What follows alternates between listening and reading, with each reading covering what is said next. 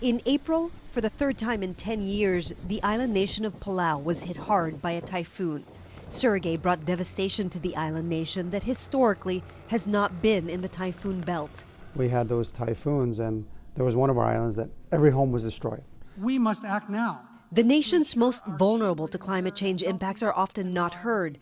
But at this year's UN General Assembly, the international community was listening to Palau's president, Surangel Whips. We're small. We can't alone. There's no way we can turn the tide or change what's happening. But we suffer from what these large countries do. Whip says he's at least hopeful that climate change is a priority for all the world leaders. One sign of that, Ireland has proposed that climate change be a permanent fixture on the Security Council's agenda. We must move past theoretical debates and respond to the reality that climate change is exacerbating conflict globally.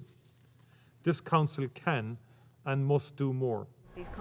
Youth climate activists like filmmaker slater Jewell-Kemker are listening. She's in New York to premiere her movie, Youth Unstoppable, there shall arise a new tribe of all colors, documenting the rise of the global youth climate movement. There are the people who are representing us, and they are very different from the majority of the people who are going to be impacted by the climate crisis. We need to see actual movement in the right direction. We need to actually see fair, ambitious, legally binding laws and treaties and goals that are put into implementation now. You could lose your entire country.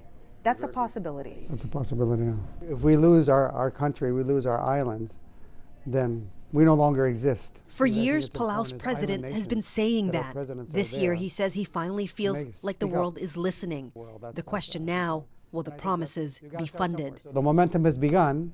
Let's make sure it keeps going through. The answer to his question will come in November when leaders meet again for COP26, the UN's next big climate summit. Chris Reyes, CBC News, New York.